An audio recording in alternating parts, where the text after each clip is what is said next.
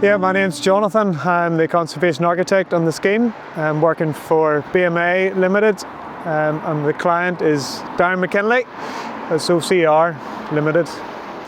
So my role as the conservation architect is to guide the client through the statutory process and make sure that the specification that he's including for is eligible for the National Lottery and Heritage and the ABC Council grant. Schemes like this are difficult in so much that they wouldn't be financially viable without that grant assistance. Well, the terrace has been vacant probably for upwards of 20 years with various owners trying to make a go of it, but in the absence of the grants, each one of those opportunities stifled. Darren has stepped in and through the opportunities presented him with the grant. He's got approval to change the 3 terraces into 7 apartments. Lots of challenges, particularly on a scheme like this where it's a roadside site.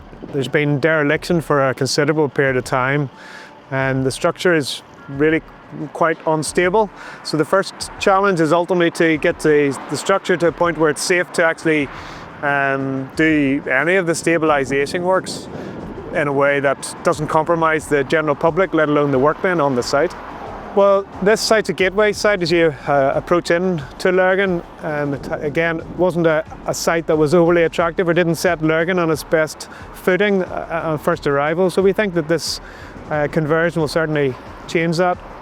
Yeah, so behind us now you can see the progress that has been made at 47 to 51 William Street. You can see the paint, the mushroom coloured paint with the cashmere moulds. It's a special type of paint that's applicable to lime plaster. You can also see the cast iron gutter and downpipes. The gutter itself has been refurbished. That's the old gutter that's been refurbished and reused. And the downpipe, some has been refurbished and some of it is new, but it's all cast iron. The moulds have generally been repaired. Some of them have had to be replaced. The slide and sash windows have been fitted. They're detailed that was in the specification. They were supplied by Anvil Joinery Works and have helped us seal the building in. So we're standing at the back of the terraces, which typically would have had outdoor yards and walled courtyards, essentially, where the toilets would have been external and storage would have been external. Obviously that doesn't work for today's specifications, so what we've tried to do is retain that pattern of the back returns so the significance of the terraces isn't lost. Those flat roof extensions are deliberately modelled that way so that the pitched roofs of the original terraces aren't overshadowed, and the significance of the back terraces are still being able to be read in terms of the evolution of the building. Okay, so behind us at the moment you can see the joiners are working at the corner canopy here. The throw-call roof's been fitted up above, so we're gradually getting more and more watertight. We expect to be fully watertight within 2 weeks. So you can see to the rear here, all the cast iron gutter and downpipes been fitted, which is carrying the water off the roof, which we're happy with. To go to the right then you can see well, our plant room has been built up over the next week. We're expecting our power to be switched on. So if you want to come with me, we'll go in and show you the layout of one of these down floor apartments. This will be a hallway. There'll be stud wall put up here and then a door in here. This will be this is a bedroom. It's a good sized bedroom. We'll have a bed up against here, this wall here, and then we'll have good light coming through this fairly large window. It's an aluminium frame window because it was previously in the original build there was aluminium windows in it. Then we're coming through the hallway here and we have our kitchen. So this has been battened out to allow our kitchen service to go up through the wall. That'll be battened out as well. That's going to be raised up. That's going to be built up and leave a small window there to take light from a roof light into the bathroom. This over here then we have our stove location. So we'll have a stove here. This will be our living room area. We'll have a sofa unit here and a small kitchen table here. It's only a 2-bedroom apartment, so it's only to cater for 2 or 3 people, 4 max. Okay. Then we'll come through another corridor here. We'll have our bathroom to the left. We'll access the bathroom. And then we'll continue on, a door here, and we're going in then to our second bedroom in this 2-bedroom apartment. Again, you can see the wood fibre insulation fitted to the external walls, and you can see the internal walls have now been a coat of scratch on them to start to to level them out and allow us to start tracking them for first fixing. Okay, so you can see behind us, Regan here is fitting the wood fibre insulation to the external walls. So we've got Aero-Gel battens here, and then we've wood fibre insulation.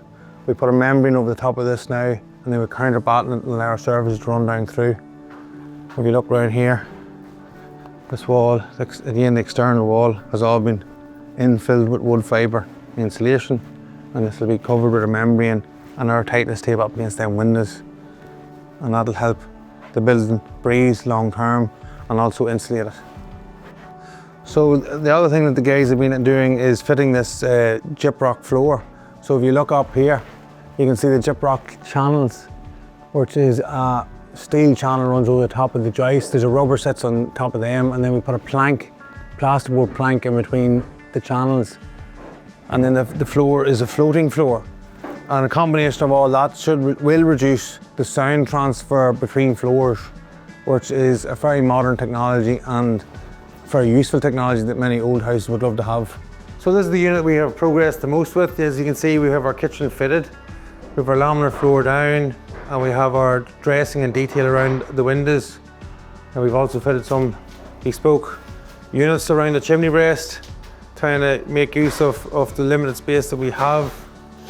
So this has been our first set of stairs being fitted. Obviously the handrails have to be fitted yet, but one of the challenges that we had with this set of stairs was the lack of support to carry the stairs. So if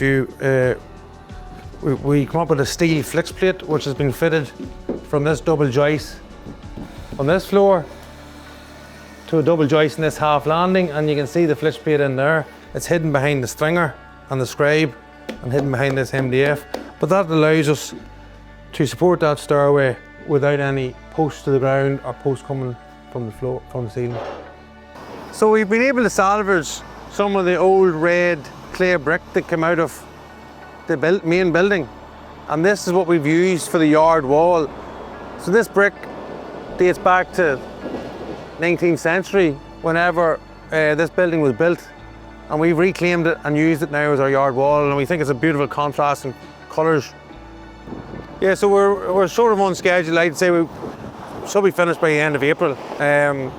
Sort of March, April is our time frame, so I'm confident we'll be down the snagging list come middle of April. Yeah, I'm proud of what we've achieved. It's been a lot of hard work. There's been a lot of communication and consultation with the consultants to ensure that we're following the specification. But look, ultimately, when you look at the pictures of what it was like when we started and you see what we've achieved, certainly proud to be involved, proud to be leading it, and thankful to have the support of both the Heritage, the Lottery and the consultants to keep me right and guide me through each week and each month.